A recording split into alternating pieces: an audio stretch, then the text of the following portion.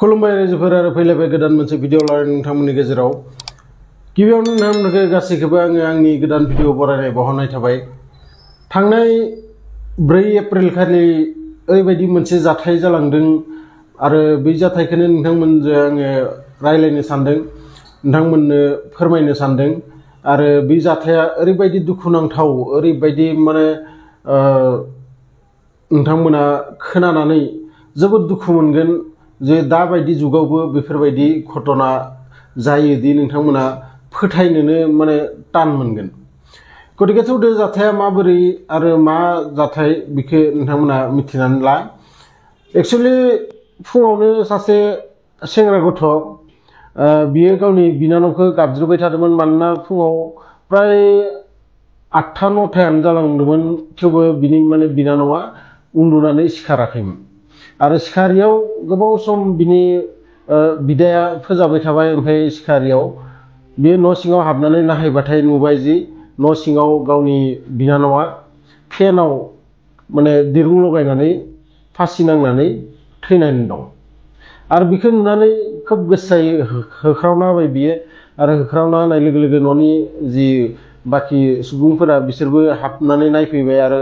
खोब दावराव दावसि जाबाय। लोगोसे गामिनि सुबुंफोराबो हाबफैबाय न'आव, नायफैबाय माबोरै बिदि जाखो। आरो बै गोथैसोखौ सावागारा गासै गामिनि मानसिफोरानो, गासै गामिनि सुबुंफोरानो लोगो नांनानै न'खरैनो बै गोथैसोखौ लाना थाङो पुलिस स्टेसनाव। आरो पुलिस स्टेसनाव लाना थांनानै खोब दावराव दावसि खालामो। बिनि माने इनसाफ नांगोन होननानै बिनि माने केसखौ मानो सिगांनिफ्रायनो केस होबाबो नोंथांमोना माने बे केसखौ मोजाङै माबा खालामासै नोंथांमोना, बिदिनो माने दावराव खालामो। एक्चुअली बे घटनाया प्राय मास मोनथामसो सिगांनिफ्रायनो नोंथांमोना मिथिनांगोन माबोरै बे सिख्लाया दिनै हारसिंनो बिदि दिरुं लगायनानै थैनो गोनां जाखो। एक्चुअली मास मोनथाम सिगांनि घटना, बिसा बिबाजै बै जाय थैदो सिख्ला गथ', बिनि बिबाजैया एक्चुअली फरायबायदोंमोन, मोनसे एग्जाम होबायदोंमोन। आरो बै एग्जामनि थाखाय बियो थांनांगौमोन प्राय 1 घन्टासोनि लामा बासाव सानफ्रोमबो थांलाय फैलाय खालामनो गोनां जादोंमोन। आरो हाबानि समावनो माने रायलायखानायमोन बै बिहावजों जे जोंहा फिसाजोआ हाबा जानायनि उनावबो एसे फरायबावगोन, बिनि थाखायनो माने बिसाबो जाय न'खराव हाबा जाफैदो बिसाबो माने फरायहोनो थाखाय मान्थि जायो। आरो बिनि थाखायनो बियो सानफ्रोमबो थांलाय फैलाय खालामो। आरो बै थांलाय फैलाय खालामनायावनो बै गामिनि आरो 3 सेंग्रा सेम माने एग्जामखौ होनो थाखायनो माबा खालामबायदोंमोन, रेडि खालामबायदोंमोन। आरो बै सेम क्लासावनो सानफ्रोमबो थांलाय फैलाय खालामबाय थायोमोन। आरो बिदिनो बासाव लोगो मोनै मोनै लासै लासै सिना जाना जायो बै बिबाजैजों। आरो बिदिनो लासै लासै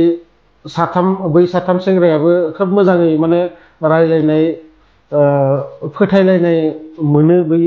बिबाजैयाबो। आरो सानसेखालि बिदिनो बै बिबाजैखौ माने लेंहरबाय, फै दिनै जोङो बेरायनो थांनो होननानै। आरो बिदिनो बेरायनो थांनो होननानै बै बिबाजैखौ लाना थाङो एसे हाग्राबारि रखम जायगायाव, जेराव रावबो थांलाय फैलाय गैया। आरो बै जायगायाव लाना थांनानै बै बिबाजैखौ साथामबो सासेनि उनाव सासे सासेनि उनाव सासे रेप खालामो। आरो रेप खालामनानै बिनि निउड फट'फोरखौ खेबनानै लायो, भिडिअ बानायना लायो। आरो बुङो दि नों जुदि बे बाथ्राखौ सोरनिबा सिगाङाव खोन्थायोबा नोंनि बे भिडिअखौ जोङो इन्टारनेटआव भाइरेल खालामजोबनो हागोन। आरो बेखौनो गिनानै बे बिबाजैया रावनिबो सिगाङाव खोन्थाया, न'खरावबो खोन्थाया। नाथाय बिदिनो बै सेंग्राफोरा बेखौ ब्लेकमेल खालामनो हमबाय। जेब्लानो बिसोरो गोसो जायो अब्लानो बै हिन्जावखौ लेंहरो। आरो लेंहरनाय जायगाया जाबाय फोथाराव, जेराव माने माइबारि, बिसाबो माइथिलि दंमोन, बैयाव माने लेंहरो। आरो लेंहरनानै बै जायगायावनो बिदिनो सानफ्रोमबो रेप खालामग्रा जाबाय। आरो बे बाथ्राखौ बिबाजैया खोन्थानो हाया जे न'आव 2 उन्दै उन्दै गथ' दोङो, सासे बिबनांबो दोङो। जोंहानि बेफोरबायदि बदनाम जाबाथाय खोब माने मोजां जानाय नङा बिसोरनि जिबना एकदम बरबाद जालांजोबगोन आरो बेखौनो गिनानै बे हिनजावा रावनिबो सिगाङाव खोन्थाया नाथाय बै दुस्थ गथ' साथामा बिसोरनि लुबा माने बारायलांबाय आरो बारायलांनायनि उनाव बिसोरो माने बुङो दि नोंहाथ' सासे बिबोनां दोङो बै बिबोनांखौबो लेंहर बेयाव नङाबा नोंनि भिडिअखौ माने भाइरेल खालामजोबनो हागोन आरो बिदि बुंनायाव बे बिबाजैया बुङो जि नङा नोंथांमोना आं जे खालामबाय नाथाय आंनि बिबोनांखौ बेफोरबायदि आं हानाय नङा बिदिनो आथिङाव हमना खुलुमो जोबोद बिसोरनि सिगाङाव गाबो आरो गाबनायनि उनाव बुङो आदसा जागोन जोङो जेबो खालामा नाथाय जोंखौ माने फनाव जोंजों रायज्लायनो हो होननानै आरो बिबाजैयाबो सानबाय आदसा जायखिजाया फनावसो रायज्लायनांगौ जेबो नङा फनाव नोंसोरजों माने रायज्लायहोगोन नाथाय नोंसोरो बेफोरबायदि खामानि दामाव आरो बिदिनो बुंनानै बिबाजैया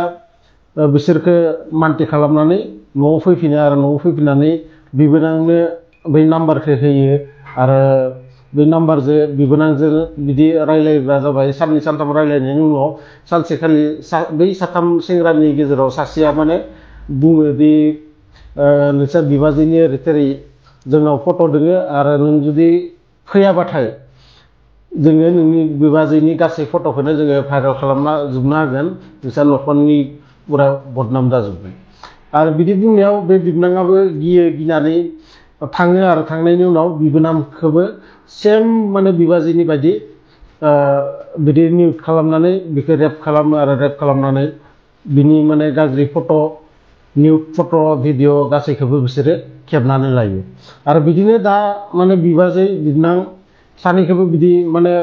फाला बदलै लेंहरबाय थाग्रा जाबाय बिसोरो आरो बिदिनो रेप खालामबाय थाबाय नाथाय सानसेखालि ओरैबायदि मोनसे जाथाय जायो जेराव बिबोनां सानैखौबो बिसोरो लोगो मोनो फोथाराव आरो लोगो मोननानै बेखालि बै सानैखौबो एखे लोगो थाइसे जायगायावनो साथामबो सेम आवगायनि बायदिनो रेप खालामो आरो सानैनिबो भिडिअ बहनो आरो सानैखौबो बुङो दि नोंसोरो जुदि सोरनोबा खोन्थायोबा बे भिडिअखौ जोङो भाइरेल खालामनो हागोन नाथाय बिबाजैया एबार जोबोद दुखु मोनो मानोना गावनिनो सिगाङाव गावनि जिबनाथ' बरबादखायानो आरो लोगोसे गावनि थाखायनो माने बिबोनांनि जिबनाबो बरबाद जानो गोनां जाबाय आरो बिनि थाखायनो बिबाजैया जोबोद दुखु मोननानै खोब गाबो आरो गाबनानै इखालि एक्सुवेलि बिसा न'आव रावबो गैयामोन गासैबो फोथारावनो खामानि मावबोदोंमोन आरो बे बिबाजैया न'आव फैनानै हारसिंनो केरासिन लुनानै माने निजेनो सावनानै थैनो सेस्था खालामो आरो जेब्ला प्राय 80% बै हिनजावा माने खामजोबदोंमोन खामनायनि उनाव गासै न'खरनि मानसिफोराबो खारबोयो आरो खारबोना बेखौ माने बासायनो नाजायो आरो बिदिनो आसुर मिथुर बेखौ हस्पिटालावबो लाना थाङो आरो हस्पिटालाव जेब्ला सोङो पुलिसफोराबो आरो डक्टराबो अब्ला बियो गावनि गासै घटनाखौ खोन्थायो नाथाय घटनाखौ खोन्थाबाबो पुलिसफोरा मानो जेबो एक्सन लाया एक्सन लायैनि माने कारनानो जाबाय बै साथामनि गेजेराव सासे माने बै जायगानि जि एमएलए बै एमएलएनि रिलेसननि मानसिमोन आरो बिनि थाखायनो बै जायगानि पुलिसफोराबो गिखायोमोन आरो गिनानैनो बेनि माने जेबो एक्सन लायाखैमोन नाथाय बे बिबाजैया बिबोनांजोंबो जि बेफोरबायदि घटना जादों बेखौ जेबो बुंथियासै बियो सानदोंमोन मा आं जुदि बेफोरखौ बुङोबाथाय जोंहा बिबोनांनि जिबनाबो बरबाद जागोन गतिके गावनि जिबनाथ' जोबखाबायानो गतिके आङो बिबोनांखौ बिदि बदनाम जानो होआ आं साननानै बियो बिबोनांनि जेबो बाथ्राखौनो बुङा गावजों जि जादों बेखौल' गावहा पुलिसनि सिगाङाव बुंथियो नाथाय बिदि बुंनानै 2 घन्टा 3 घन्टा उनावनो बियो माने जिउ गोमानो गोनां जायो आरो बिनि उनाव बै बिबोनाङा गोबां माने गोसो सिङाव दुखु मोनो आरो बियो न'खरावबो माने खोन्थानानै लायो जे ओरै थोरै एक्सुवेलि जादों जोंहानि न'खराव जोंजों आरो बिनि थाखायनो बै बिबोनाङा गासै न'खरजों पुलिस थानायाव थाङो आरो पुलिस थानायाव थांनानै जि पुलिसनि गेदेर पस्टआव दोङो एसपि डिएसपि गासैजोंबो माने रायज्लायो बे बाथ्रानि बिखय नाथाय जेब्लानो एसपिजों रायज्लायनो थाङो अब्लानो न'खरनि गासै परिबारखौनो माने बै रुमनिफ्राय बाहेरायाव थांनो होयो जे आं हारसिङै रायज्लायनांगोन आरो बै सिख्लाजों माने मोनसे कमप्रमाइस खालामनो नागिरो जे नोङो बै साथामनि गेजेराव सासेखौ गार आरो सानैनि माने सानैनिल' नाम ला आरो बै सानैखौ जोङो सास्ति पाक्का होथारगोन नाथाय नोङो सासेखौ गार नाथाय बे सिख्लाया बिखौ माने जेब्लाबो मानति गैयामोन आरो माबोरै मानति जानो सासे सिख्लाखौ बेफोरबायदि खालामनायनि उनाव सोर सिख्लाया माने बिखौ माने निमाहा होनो हागोन आरो बिनि थाखायनो बियो लास्टाव उपाय गैयैयाव बियो मा खालामो सानसे सानै साथाम माने मिडियानि मानसिफोरखौ लिंहरो रिपर्टारखौ लिंहरो आरो रिपर्टारखौ लिंनानै बियो सानो मा जे आङो बे रिपर्टारनि सिगाङाव खोन्थाबाथाय गासै घटनाखौ अब्ला बियो हाइलाइट जागोन आरो गासैबो एक्सन लानो गोनां जागोन आरो बिदि साननानै बियो 3 तारिखै बे एप्रिलनि 3 तारिखै बिदि मिडिया लिंहरनानै बियो गावनि गासै दुखुनि बाथ्रा गासै घटनाखौ खोन्थायो आरो खोन्थानायनि उनाव गोबाव सम बियो नायो जे बियो मबाइलाव एक्चुअलि भाइरेल जागोन नामा होननानै मबाइलाव फैगोन नामा बिदि सानै प्राय 10 घन्टा 12 घन्टा जालांबाय नाथाय मबाइलाव बिनि जेबो भिडिअ'आनो फैयाखैमोन एक्चुअलि इन्टारनेटआव किसुमान भिडिअ'फोरखौ ओरै नङा जे दानो होबाय दानो भाइरेल जागोन बिदि नङा किसुमान भिडिअ'आ भाइरेल जानो एक्चुअलि एसे सम नांगौ आरो बेखौ एक्चुअलि माबाबो गैयामोन जेब्लाबो बिदि इन्टारनेटआव माबायाखैमोन नालाय इउज खालामाखैमोन नालाय बिनि थाखायनो बियो माने मिथियाखैमोन जे बेफोरबायदि होनाय लोगो लोगो भाइरेल जाया होननानै आरो बिनि थाखायनो बियो अखानायै गावहा हारसिंनो गावनि जिउखौ खोमानानै लायो आरो अखानायै एक्चुअलि जिखालि थैयो खालिनो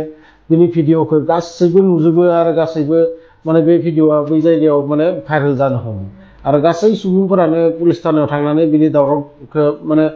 खालामहैयो जे मानो बेफोरबायदि जानो हागौ मानो बेफोरबायदि जाखो आरो जेब्लानो बेफोरबायदि मानसिफोरा दावराव खालामनो हमबाय पुलिसा उपाय गैया बाध्य आरो बै जायगानि जि साथाम माने दुसि जाय साथाम माने रेपिस्ट बिसोरखौ एरेस्ट खालामनो गोनां बाध्य जायो आरो बिसोरखौ एरेस्ट खालामनानै दाबो बे केसा सोलिगासिनो दङ भबिष्यतआव मा जागोन मिथिया जोंनि इन्डियानि